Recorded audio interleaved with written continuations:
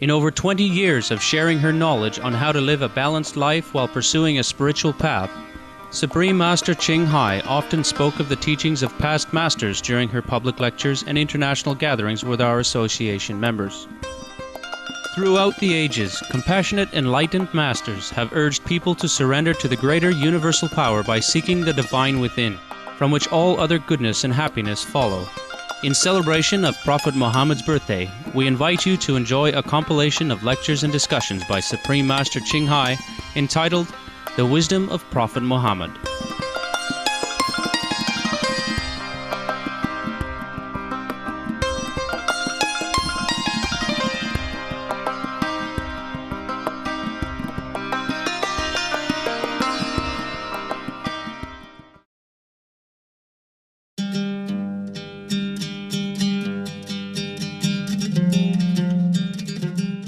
You see, Prophet Muhammad always tell people to eat vegetarian. We can find the evidence everywhere in the Quran. He even tell his cousin not to eat it.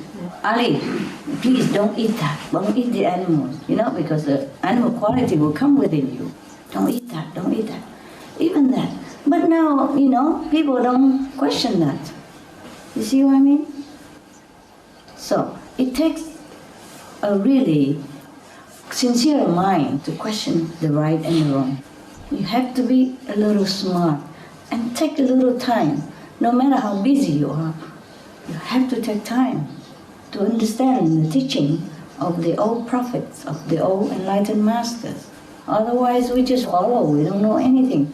And at the end of our life, although we were very, very devout Christian or devout Buddhist, and we truly wanted to know Buddha nature, and we truly want to be one with God, but we wasted all our human life doing nothing, finding nothing.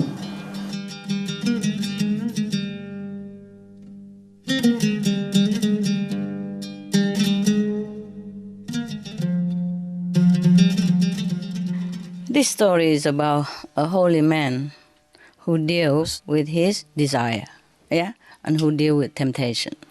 It goes like this. A holy man, one day, walking through the shop, in a shopping center, maybe supermarket.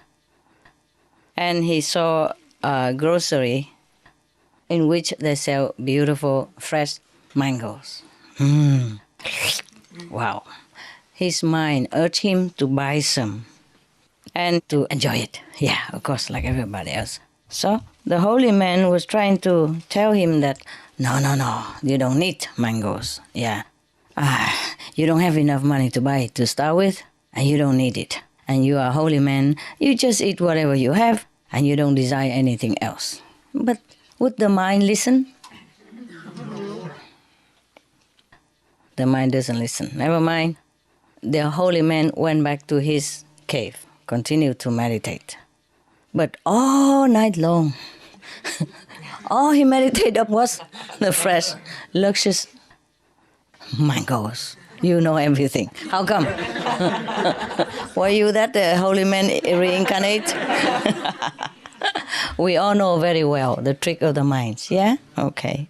So he was so tired and exhausted, sitting there fighting with his own mind, okay? Fine. So he went into the jungle next morning, still defeated and exhausted by the fighting with the mind the whole night through. And he went and chopped some wood, And then with a lot of wood, he carried all the way from the jungle to the shopping center. Wow, it's a long way, many kilometers long. Originally, he went there just to get some necessity for the whole week, to his cave, like some bare necessity, like maybe some flour for chapatis, and just some salt, just simple, So he carried the heavy wood load to the bazaar, which is a very long way, many kilometers. Holy men in India, they live up in the mountain somewhere, in a cave somewhere. And to go down to the mountain, to the bazaar, it takes a long time. They mostly live far away from it all because that's what they want. Yeah, but then it's inconvenient when you want to have something, huh? Okay, nevertheless, he carried a heavy wood load down to the mountain. And then he's very tired and exhausted.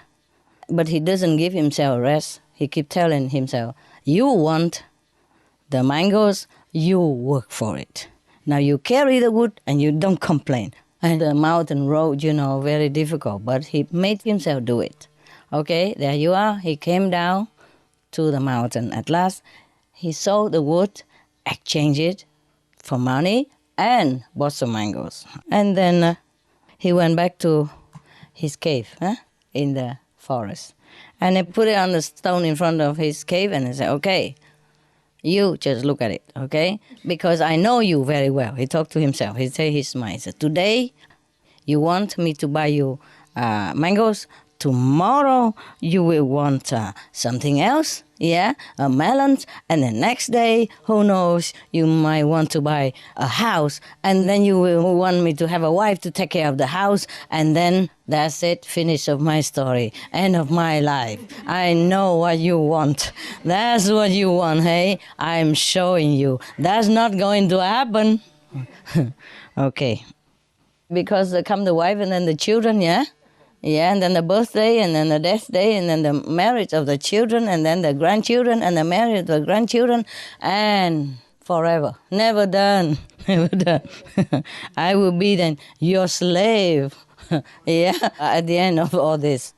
So he just telling that. And then just when he was talking to his mind like that, a person was passing by his cave. So he called him, hey, buddy, take the mangoes. It's yours. So, of course, the traveler was, hot and thirsty. Oh, immediately, really, are you sure, sir? Oh, yes. Oh, I'd be happy to take them all. He took them all. Yeah, even eating some of them in front of the holy man. Wow, poor holy man must be mouth-watering. Ah, poor guy. He worked so hard. He should have deserved it. At least he go and cut wood, no? But he doesn't want to do it again, huh? Suppose next day he want apple, huh? And then he have to go cut wood again, huh? And then just by the habit of following the desire of the mind, who knows where it leads him. There's another story about the prophet and the devotees. Okay.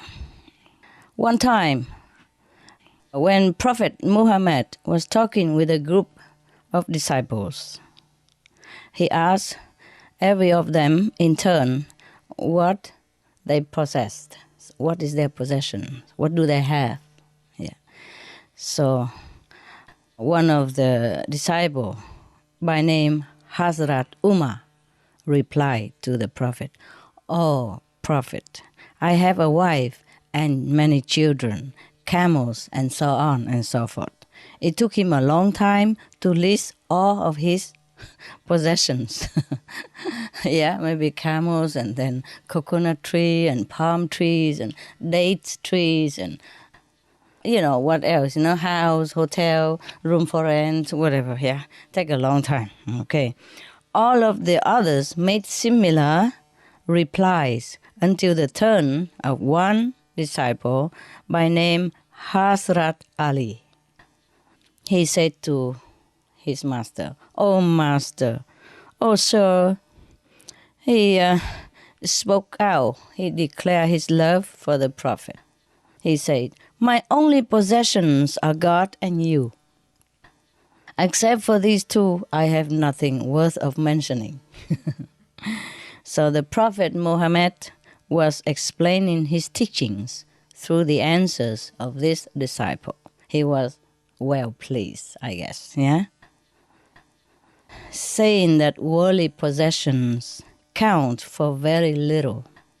We have them for a short time only. They do not go with us to the world beyond. Attachment to them leads only to pain and suffering as we are born again and again to satisfy ourselves because of the desire for these, which had not been fulfilled during our lifetime. Yeah, because we have more, then we're more attached to them. And they give us comfort and, pleasure and stuff.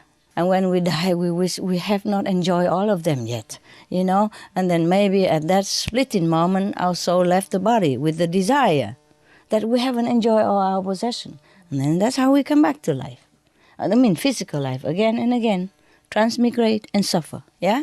So that's why the prophets say that possession only leads to suffering and transmigration. This is the lot of those who love the ways of the world. But those who love God and are always engaged in the contemplation of their beloved transcend this region of births and deaths. Well, the one who wrote this thinking, it's just a matter of understanding this simple truth. Is that simple? Yeah? Yes. Simple, but not simple to carry it out, huh? Yeah, I told you about the story of, what's the name of that? That square, that triangle stuff? Samosas, yes. I was addicted to samosas at that time. But you have to know, I had very little money at that time.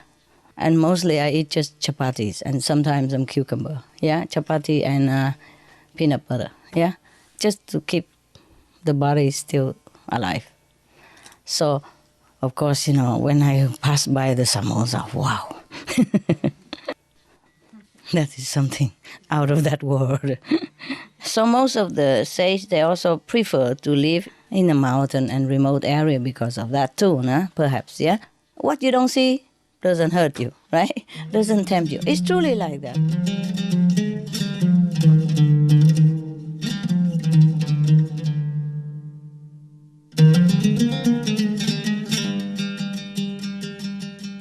You won't get nothing being selfish. We only get blessing when we are selfless and noble and consider others before ourselves. Treat everyone similarly, always in a good manner. Consideration, love, respect. You like to be a good manner, noble, elegant, pretty. Beauty doesn't always come from the face or the body. Beauty from inside, there are two kinds of beauty. The beauty from inside is always everlasting and always endearing to everybody. So you see all the masters, especially in India or Taiwan or Chinese, the old time, they have hair all over, they don't shave, they don't wash, their hair long like a hippie, and their hair are up to their feet. And they're wearing not too much clothes, or don't wear at all, or wear very shabby clothes or anything. They don't look like the model that lives in Monaco or something like that, no. But people still flock to their feet and love them, adore them, and die for them even, if they have to. During Prophet Muhammad time, people had war with whoever in the authority or the religious establishment of that time. Because some people were willing to die for the Prophet, and they do it in defense, not because they wanted war. Least of all, the Prophet have never told them to go on war with anybody. But sometimes they want to defend for their children, or their brothers and sisters, their family. When other people like religious zealots or authority figures go and harass them or try to kill them, then they try their best to defend. And in the defense, maybe both sides get hurt, or one side get hurt, or they will die. Not that the Prophet expect them to die for him, or not that he has ever ordered anybody to go out and fight in the war. Just things happen naturally. So what I mean is, we have to be beautiful, inside out. I want you to be beautiful, everywhere and anytime.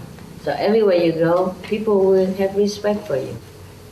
And then whatever you say will have effect. People will listen. If you're acting like anybody else, no matter what kind of good teaching you tell, I don't think people even want to listen.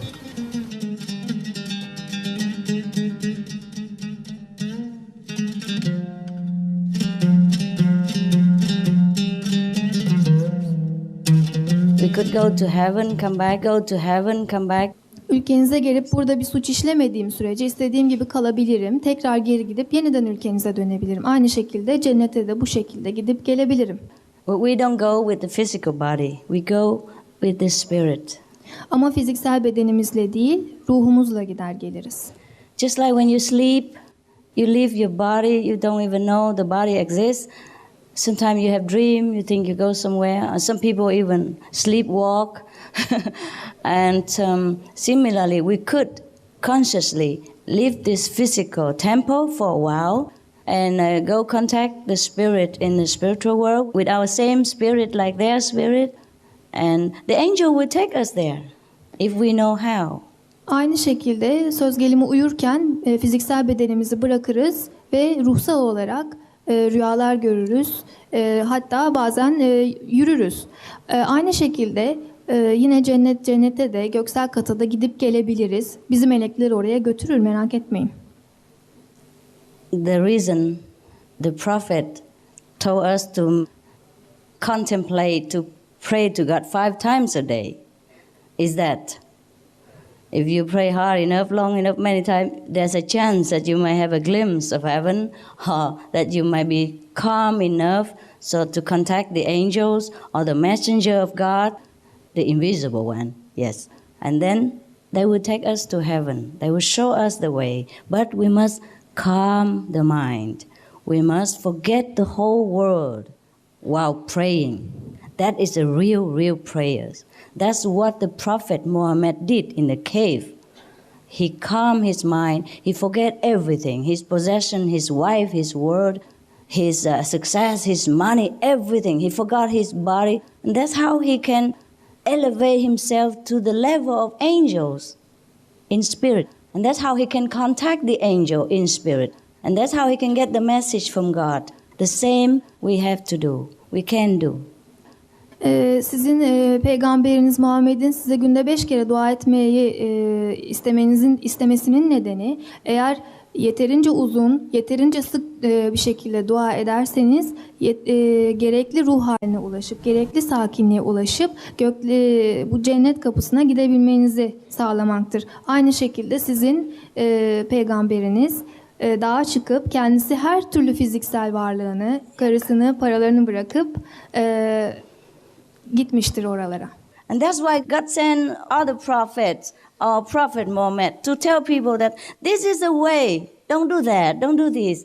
Do this. Yes. The prophet came to show an example. Like, okay, you have to still your mind. You sit quiet, alone. Don't have to go in the cave, but in your small cave room. And make it a cave. Make it a complete recloser for yourself.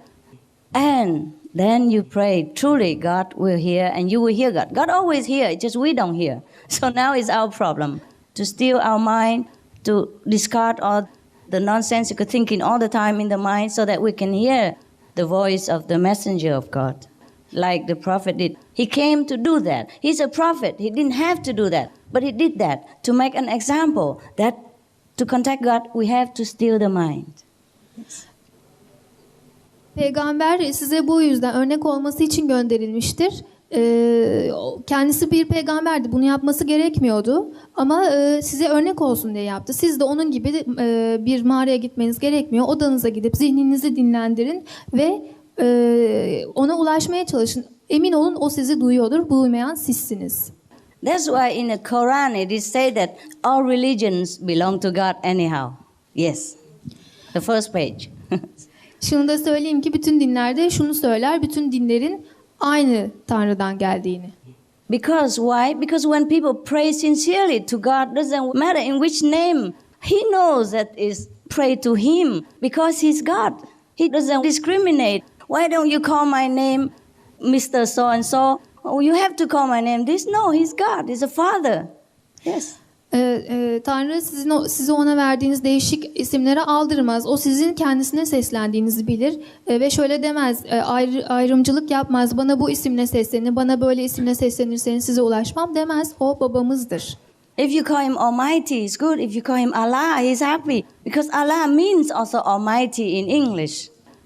Ona isterseniz Allah deyin, isterseniz Kadir mutlak değil. İstediğinizi deyin. And Buddha means enlighten. It means God in English. Just we did not translate and we make so much trouble.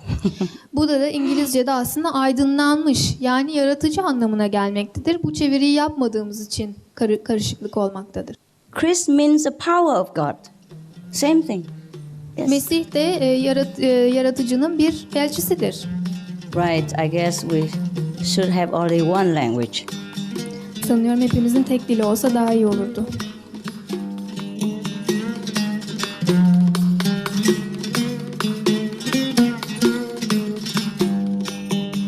We thank you for your gentle presence on today's Between Master and Disciples. Animal World, Our Co-Inhabitants is coming up next on Supreme Master Television. Please stay tuned. With heaven's blessings, may all beings on our beautiful planet coexist in peace, love, and happiness.